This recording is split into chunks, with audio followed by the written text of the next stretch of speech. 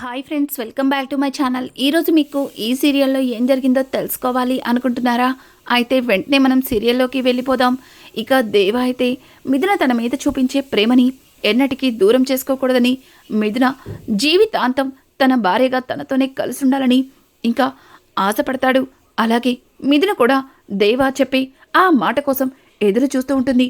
ఇంతలో ఆదిత్య అక్కడికి వచ్చి ఇద్దరికి కంగ్రాట్స్ చెప్పి ఇంకా మిథున తను దూరం చేసుకున్నందుకు ఎంతలా బాధపడుతున్నాడో ఆ బాధని దేవాతో చెప్పి అక్కడి నుంచి తన కుటుంబం దగ్గరికి వెళ్తాడు. ఇక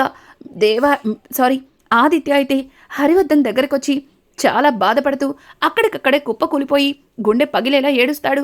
ఆదిత్య ఏడుపుడు చూసినా త్రిపుర, రేయ్ ఆదిత్య, ఏంట్రా ఇది, అసలు ఏం జరుగుతుంది ఇక్కడ అని అంటుంటే, అక్క అక్క నా నుంచి మిథునని ఎవ్వరూ దూరం చేయలేరక్క. మిథునని నా భార్య అనుకున్నాను. మిథున అంటే నాకెంత ఇష్టమో మీకందరికీ తెలుసు. మిథున లేకుండా నేను బ్రతకలేను. మిథున ఎప్పటికీ నా భార్యే అని అంటుంటే ఒక్కసారిగా ఇక లలిత, ఆదిత్య ఏం మాట్లాడుతున్నావు? మిథున ఇప్పుడు దేవా భార్య, నువ్వలా మాట్లాడకూడదు అని అంటుంటే, చూడండి ఆంటీ, మిథునని నాకిచ్చి పెళ్లి చేస్తానని మావయ్య గారు నాకు మాట ఇచ్చారు. ఆయన మాటని నిలబెట్టుకుంటారన్న నమ్మకం నాకుంది. ఆ రౌడీ గడితో మిథున సంతోషంగా ఉండలేదు. చూడండి, మిథున ఎప్పుడొచ్చినా సరే తనని సంతోషంగా పెళ్లి చేసుకుని నా భార్యని చేసుకుంటాను అని ఇక ఆదిత్య అయితే కింద పడి గుండె పగిలేలా ఏడుస్తున్నట్టు వాళ్ళ దగ్గర నటిస్తుంటాడు. ఇక త్రిపుర అయితే, మావయ్య గారు చూసారా ఆదిత్యని, వాడిని చూస్తుంటే నాకు భయంగా ఉంది. ఒకప్పుడు వాడు మిమ్మల్ని చూసే లాయర్ అయ్యాడు. మీరు మిథునని తనకిచ్చి పెళ్లి జరిపిస్తానంటే తను ఎంతగానో సంతోషించాడు. చిన్నప్పటి నుంచి మిథునే తన భార్య అని వాడు ఎన్నో కలలు కన్నాడు. కానీ వాడి కలలన్నీ ఒక్కసారిగా కలలుగానే మిగిలిపోయాయి. ఆ రౌడీ గడొచ్చి మిథున మెడలో తాలి కట్టి తనని మిథున దగ్గర నుంచి దూరం చేశాడు అని చెప్పి ఇక త్రిపుర అయితే హరివర్ధన్తో అంటుంటే, హరివర్ధన్ ఇంకా ఆదిత్య దగ్గరకు వచ్చి తన భుజం మీద తట్టి, చూడు, వాడు నా కూతురికి భర్తగా ఎందుకు పనికిరాడు. వాడు తనకి ఏ రకంగానూ సరిపోడని నా కూతురి నోటితో తానే చెప్పేలా చేస్తాను. తిరిగి మళ్ళీ మిథునని తీసుకొచ్చి నీకు పెళ్లి జరిపిస్తానని ఇక హరివర్ధన్ అయితే ఆదిత్యతో చెబుతుంటే, ఆదిత్య, నాకు తెలుసు మావి గారు, నాకు తెలుసు మీరు ఇచ్చిన మాట మీద ఉంటారు. ఎప్పటికైనా మిథున నాకు భార్య అవుతుందని నాకు ఆ నమ్మకం ఉంది అని చెప్పి ఇంకా ఆదిత్య అక్కడి నుంచి వెళ్ళిపోతుంటే ఇక త్రిపుర, రేయ్ ఆదిత్య, ఎక్కడికి వెళ్ళొద్దు. ఇప్పటికే నీ మనసేం బాగాలేదు. అక్కడ ఇంట్లో అమ్మ నాన్న కూడా లేరు. చూడు, అమ్మ వాళ్ళు వచ్చే వరకు నువ్విక్కడే ఉండొచ్చు, ఎక్కడికి వెళ్ళనక్కర్లేదు అని చెప్పి ఇంకా త్రిపుర అయితే ఆదిత్యని అక్కడే ఉంచేస్తుంది. ఇక గదిలో అయితే రాహుల్ జరిగిన దాన్ని తలుచుకొని చాలా బాధపడుతూ ఉంటే ఇక త్రిపుర అయితే, ఏంటండి అలా ఏం పట్టనట్టు అలా ఉన్నారు? ఆదిత్యని చూశారుగా, వాడు మిథునని దూరం చేసుకొని ఎంతలా బాధపడుతున్నాడో. ఇదంతటికీ కారణం ఆ దేవాగాడు మిథున మనసుని గెలుచుకోవడానికి ఇక్కడికి వచ్చినట్టు లేదు. మావయ్య గారితో దేవానే ఈ ఇంటి అల్లుడు అని చెప్పటానికి మిథున తీసుకొచ్చింది. ఒకప్పుడు మావయ్య గారు మిథున చేసిన తప్పుకి తన మెడలో ఉన్న తాళిని ఏ రకంగా తీయాలా అని ఆలోచించేవారు. కానీ ఇప్పుడు ఆ దేవగణ్ణి ఈ ఇంటికి తీసుకొచ్చేలా చేసింది మిథున. ఇంత చేసిన మనిషి ఇక ఆ రౌడీని అల్లుడిగా మావయ్య గారి నోట్లోంచి చెప్పేచ్చదు అనడంలో నమ్మకమేముంది అని అంటుంటే ఇంకా రాహుల్ అయితే, చూడు త్రిపుర, నేను కూడా అదే ఆలోచిస్తున్నాను. వాణ్ణిక్కడి నుంచి ఎట్లా వెళ్ళగొట్టాలో నాకు కూడా అర్థం కావట్లేదు అని అంటుంటే ఇక త్రిపుర, చూడండి, వాడి వీక్నెస్ మీద దెబ్బ కొట్టాలి. వాడికి లేని అలవాటే లేదు. వాడు కనుక ఫుల్గా డ్రింక్ చేస్తే మావయ్య గారి కంటపడాలి. తర్వాత మావయ్య గారు వాడి విషయంలో అప్పుడే మెడ పట్టుకుని బయటకు గెంటేస్తారు అని చెప్పి ఇక త్రిపుర అయితే రాహుల్తో చెప్తుంటే, రాహుల్, కానీ వాణ్ణి మనమెలా మందు తాగిస్తాం అని అంటుంటే త్రిపుర, అదంతా నేను చూసుకుంటాను అని చెప్పి త్రిపుర ఒక రకంగా నవ్వుతుంది. ఇక కొంతసేపటికి దేవ అయితే మందు కోసం గదిలో అటూ ఇటూ తిరుగుతూ ఉంటాడు. ఇంకా దేవ మందు కోసం ఆలోచిస్తుంటాడని ఇంతలో మిథున వచ్చి దేవా చేతికి జ్యూస్ ఇస్తుంది. అలాగే మా నాన్నగారికి మందంటే ఇష్టం లేదు, నువ్వు కొద్ది రోజులు అలాంటి వాటికి దూరంగా ఉండు. చూడు, ఒకటి కావాలన్నప్పుడు ఒకటి వదులుకోవడంలో తప్పేమీ లేదు.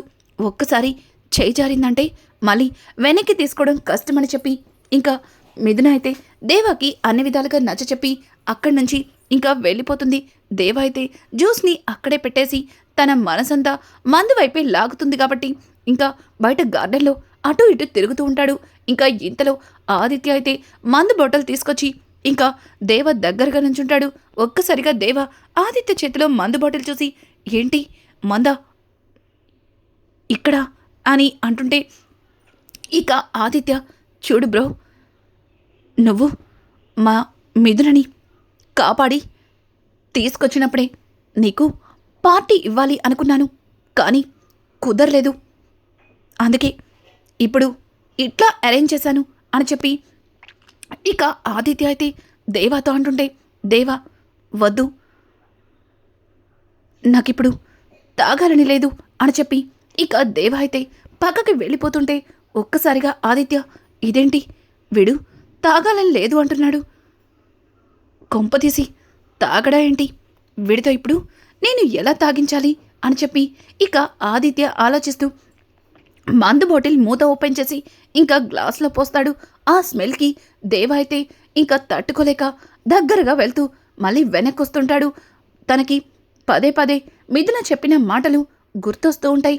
ఇంకా ఆదిత్య అయితే వీడిని కాస్త టెంప్ట్ చేస్తే వీడు మందు తాగుతాడు.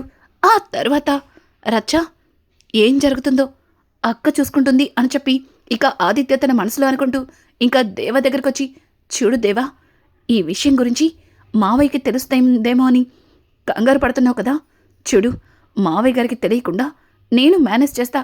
ఆల్రెడీ ఇంట్లో అందరూ కూడా ప్రశాంతంగా నిద్రపోతున్నారు.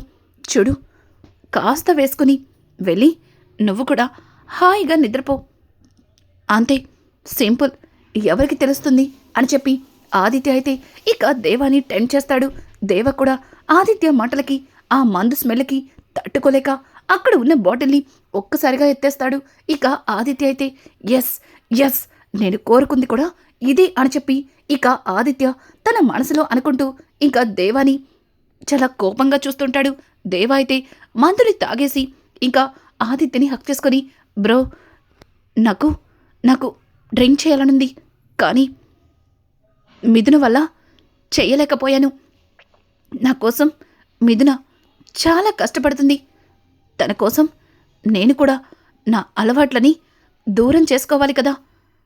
ఇప్పుడు తాగిన నా మిథున కోసం ఇక తాగనని చెప్పి దేవ అయితే ఇక ఆదిత్యతో చెబుతుంటే, ఆదిత్య, నువ్విక తాగడమేంట్రా, నీ జీవితంలో ఇక మిథున ఉండనివ్వని కూడా అని చెప్పి ఇక ఆదిత్య అయితే త్రిపురకి కాల్ చేసి తను అనుకున్న ప్లాన్ని చెప్తాడు. ఇక త్రిపుర కూడా చాలా కోపంగా బయటికి వచ్చి హరివర్ధన్ని అలాగే కుటుంబ సభ్యులందరినీ కూడా గట్టిగా హాల్లోకి పిలుస్తుంది. ఇక తాగిన దేవ తూలుతూ లోపలికి వస్తాడు. ఒక్కసారిగా హరివర్ధన్ దేవాని అట్లాంటి స్థితిలో చూసి షాక్ అయిపోతాడు. ఇక పక్కన ఉన్న త్రిపుర, చూసారా మావయ్య, ఎట్లాంటి వాణ్ణి తీసుకొచ్చి ఇంట్లో పెట్టారో మీకు అర్థమవుతుందా? ఈ రౌడీగాడు బయట ప్లాట్ఫామ్ మీద ఉండాలి, కానీ ఇట్లాంటి ఇంట్లో వీడు ఎట్లాంటి వేషాలేస్తున్నాడో చూశారుగా. చూడు మిథున, వీణ్ణి నమ్ముకున్నా నువ్వు మా అందర్నీ కాదనుకున్నది. వీణ్ణిన్ను సంతోషంగా చూసుకుంటాడని ఆశపడుతున్నావా? చూడు, వీణ్ణిన్ను ఎన్నటికీ సంతోషంగా చూసుకోలేడు. వీడు మీ నాన్నగారి మనసుని గెలుచుకోవడానికి వచ్చాడని అన్నావు, కానీ మీ నాన్నగారికి ఇష్టం లేని పనులన్నీ వీడు చేస్తున్నాడు అని అంటుంటే ఇక మిథున అయితే హరివర్ధన్తో, నాన్న, నిజానికి దేవా బయటికి వెళ్ళలేదు, కానీ దేవాకి మందు ఎలా వచ్చిందో కాస్త ఆలోచించండి అని అంటుంటే, ఆపు మిథున, నువ్వింకా వాణ్ణి వెనకేసుకురావద్దు. నాకు ఇష్టం లేని ప్రతి అలవాటు వీళ్ళలో ఉంది, కానీ నువ్విష్టపడుతున్నావన్నా చిన్న నువ్విష్టపడుతున్నావన్న చిన్న విషయంలో వీడిని ఈ ఇంటికి రానిచ్చాను. కానీ వీళ్ళో మార్పు వస్తుందని నువ్వు కోరుకుంటున్నావు. కానీ వీళ్ళో మార్పు రాదని నేనంటున్నాను. వీడు ఎన్నటికీ నువ్వు కోరుకునే విధంగా మారలేడు. వీడు నాకు ఎన్నటికీ నచ్చడు. ఇట్లాంటి వాడు నీకు భర్తగా రావాలని నేనెన్నటికీ అనుకోవట్లేదు. చూడు, ఇట్లాంటి వాణ్ణి నువ్విష్టపడుతున్నావా? ఒక్కసారి ఆలోచించు. నువ్వు పెరిగిన లైఫ్ స్టైల్ ఏంటి, అసలు నువ్వేం చేస్తున్నావో నీకేమన్నా అర్థమవుతుందా అని చెప్పి ఇక హరివర్ధనైతే మిథునని నిలదీస్తూ ఉంటే మిథున ఏం మాట్లాడాలో అర్థం కాక తను దేవాకి ఏం చెప్పాలో తెలియక తనలో తనే సతమతమైపోతుంది. ఇక దేవా అయితే మిథున బాధని చూసి తను కూడా కాస్త బాధపడతాడు. ఇంకా దేవా అయితే, చూడండి సార్, మీరు మిథునని ఏమన్నా అంటే ఒప్పుకోను. నిజానికి తను నన్ను తాగద్దని చెప్పింది. కానీ నేనే తన మాటని కాదని తాగేశాను. అంతే అంతే అని చెప్పి ఇక దేవా అయితే హరివర్ధన్తో మాట్లాడుతుంటే, రేయ్ ఏంట్రా మా మావయ్య గారి మీదకే వచ్చి మాట్లాడుతున్నావు? రాహుల్, నువ్వేం మాట్లాడవా అని అంటుంటే, రేయ్ నీలాంటి వాళ్ళు గేట్ అవతలుండాలి. కానీ నా చెల్లెల వల్ల నిన్ను ఇంట్లోకి రానిచ్చాం. కానీ ఇక నీకిక్కడ స్థానం లేదని అర్థమవుతుంది. వెళ్ళిక్కడి నుంచి అని రాహుల్ అంటుంటే ఇక మిథున అయితే, అన్నయ్య నా భర్తని ఇంటి నుంచి వెళ్ళిపోమ్మంటే నేను కూడా ఇక్కడి నుంచి వెళ్ళిపోవాల్సి ఉంటుంది. అయినా నాకు నాన్న వారం రోజులు గడవిచ్చారు. వారం రోజుల్లో కేవలం 2 రోజులు మాత్రమే పూర్తయింది. కానీ మీరిలా నా భర్తని అవమానించడం నాకు నచ్చలేదు అని అంటుంటే ఇంకా లలిత, రాహుల్ ముందు నువ్వు లోపలికెళ్ళు అని అంటుంటే హరివర్ధన్ కూడా ఇక దేవాని అసహ్యించుకుని అక్కడి నుంచి లోపలికి వెళ్ళిపోతాడు. ఇంకా లలిత అయితే మిథునని దగ్గరికి తీసుకొని, చూడు మిథున, నిజానికి అల్లుడు గారు చాలా మంచివారు. కానీ ఆయన అని ఏదో చెప్పబోతుంటే ఇక మిథున, అమ్మా ఆయన గురించి మీరేం బాధపడకండి. ముందు మీరు ఇక్కడి నుంచి లోపలికి వెళ్ళి నిద్రపోండి అని చెప్పి ఇక మిథున అయితే లలితని కూడా అక్కడి నుంచి లోపలికి పంపించేస్తుంది. తరువాత దేవా దగ్గరకొచ్చి, ఏంటిదంతా? నీకు ఇంతకు ముందే చెప్పాను కదా ఇట్లాంటివేవి నాన్నకి ఇష్టం లేదని. కానీ ఎందుకు తాగావు అని అంటుంటే ఇక దేవా అయితే ఒక్క మాట కూడా మాట్లాడకుండా మౌనంగా ఉండిపోతాడు. చూడు దేవా, నిన్నిక్కడికి తీసుకొచ్చింది మా నాన్నని నీకు దగ్గర చేయడానికి కాదు. నా భర్త మీరనుకున్నట్టుగా అన్ని విధాలుగా నాకు సరైన వాడని ప్రూవ్ చేసుకోవడానికి. కానీ నువ్విలా తాగి వాళ్ళని బాధ పెడుతుంటే ఎట్లా చెప్పు అని చెప్పి ఇంకా మిథున అయితే దేవాని అడుగుతుంటే, చూడు, ఈ ఇంటికి రావడానికి నాకు కూడా ఇష్టం లేదు.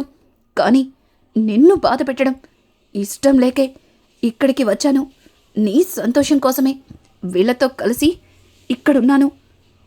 కానీ కానీ నువ్వు కూడా నన్ను అర్థం చేసుకోవట్లేదా? చూడు, మందు నాకు ఎక్కడి నుంచి వస్తుంది? అసలు మందు తాగడానికి నేను బయటకే వెళ్ళలేదు. ఆదిత్య మిథునని కాపాడినందుకు నీకు ట్రీట్ ఇస్తున్నానని బలవంతం చేస్తే తాగాను, అంతే అని చెప్పి ఇక దేవా అయితే మిథునతో చెప్పడంతో ఒక్కసారిగా మిథున షాక్ అయిపోతుంది. అవును కదా, మందు కోసం నువ్వెక్కడికి వెళ్ళలేదు.